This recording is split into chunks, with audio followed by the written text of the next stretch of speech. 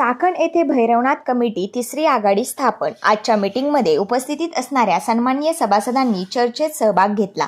सरपंच दत्ताशेठ बिरदवडे, संजय गोरे, संजय नायकवाडी, मयूर मुटके, सुदामभाऊ शेवकरी, अशोक जाधव, गोरख कांडगे, अशोक शेठ बिरदवडे, तोडकर, केतन जाधव, अमोल घोगरे, किशोर जगनाडे, बाळासाहेब गायकवाड, निखिल पानसरे, शशिकांत शेवकरी, सम्राट गोरे, सुरेश शेवकरी, स्वप्नील गोरे, चेतन गोरे, सुनिकेत शेवकरी व इतर सहकाऱ्यांसह 150 ते 200 समस्त ग्रामस्थ उपस्थित।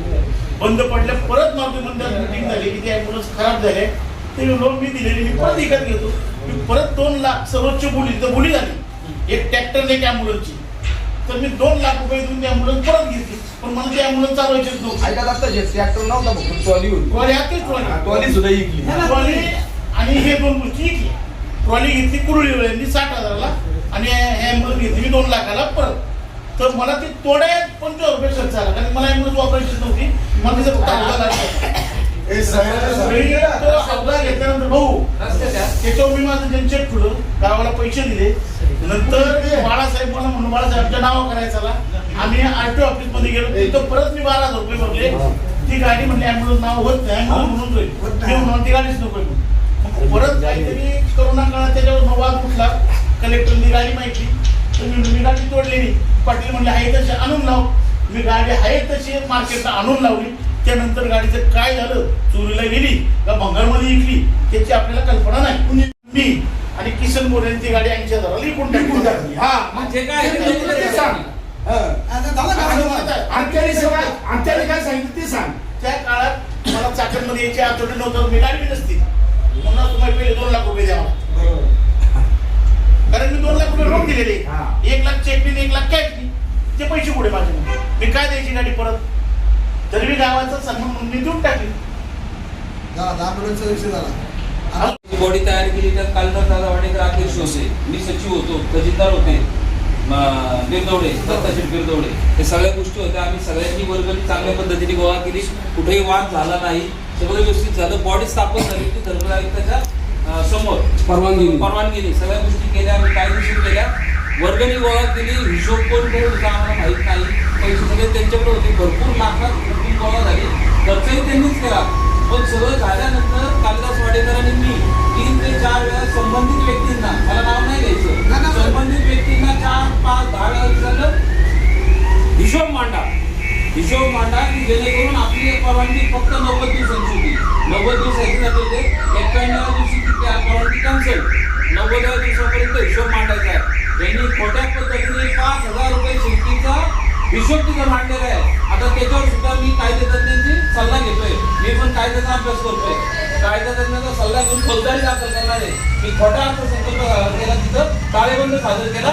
राहिलेले मला कळालेल्या माहितीनुसार त्याचा हिशोब जी व्यक्ती करत होती त्या व्यक्तीने रामशेठ गोरेंना सांगितलं की 9 लाख रुपये शिल्लक राहिले, आणि ते 9 लाख रुपये तथाकथित सगळ्यात गुन्हेगार असलेल्या माणसांकडं पतसंस्थेत पैसे ठेवले, तर आम्हाला अशी माहिती कळालेली आहे। आणि का पैसे ठेवले, कशासाठी ठेवले, तुम्हाला याच्यावर प्रपंच चालवायचे का, गावाचे पैसे, अख्ख्या गावाला कोणाला सांगायचं होतं, पंच कमिटीला सांगा की जी धर्मदायिकता रजिस्टर केलेली आहे, धर्मदायिकता रजिस्टर केलेल्या कमिटीला तुम्ही हिशोब का सांगत नाही, तुम्ही का पैसे चोरून ठेवले। आम्ही शब्द वापरतो चोरून ठेवले, का ठेवले, आमच्या सारख्याला सुद्धा सांगितलं नाही, कालिदास वाडेकरला पण सांगितलं नाही। तो अध्यक्ष आहे, मी सचिव आहे, खजिनदार आहे, आम्हाला काय फक्त भांडण करायला घेतलं होतं का? हे पैसे कुणाच्या, आम्हाला पैशाचं देणं घेणं नाही, आम्हाला काही कमी नाही, तुम्ही हिसाब दाखवा। आम्हाला एकराची जमीन आहे, आम्हाला पैसे कमी पडले तर 10 कोटी रुपये एकराच्या जमीन आम्ही विकून खाऊ, मला पैसे का दाखवले नाही? तुमच्या बॉडीने फक्त 5,000 रुपये शिल्लक दाखवले, बाकीचे पैसे कुठे ठेवले? या पैशाचा हिशोब गावाला द्या, आणि मग पुढं तुमची मध्यस्थी झाली असेल, 2-4 माणसं एकत्र आली असतील, त्यांना कोणी अधिकार दिले? त्यांना हे जमणार नाही। 9 लाख रुपये कुठे ठेवले, का ठेवले, आणि कुठे ठेवले असतील ते ठेवू द्या, ते गावासाठी वापरा, नाही तर त्यांनी वाटून घ्या, आम्हाला पैशाचं देणं घेणं नाही। काम करणारे कार्यकर्ते याच्यामध्ये यात्रा कमिटीमध्ये 55 सालापासून काम करतोय, हे जमणार नाही। हा हिशोब पाहिला द्या, मागचा 9 लाखाचा काय शिल्लक राहिलाय तो, आणि खोटं करायचं नाही, ह्याला मोठेपणा पाहिजे, अरे मोठेपणा ओरिजिनल लागतो, असं काय पुचका मोठेपणा नाही। मला माहिती आहे का,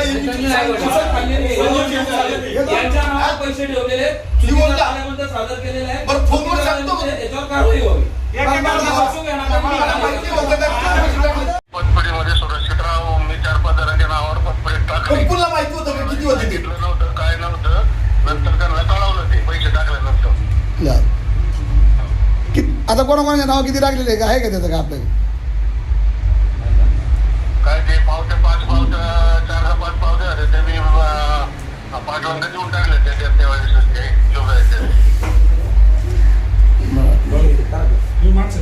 आता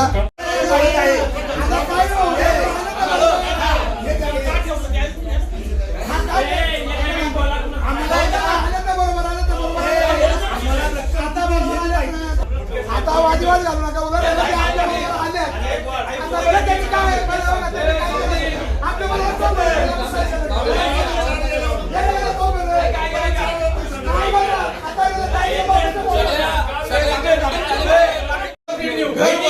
मीटिंग मध्ये राहिलेला विषय सांगायचे म्हणजे काय?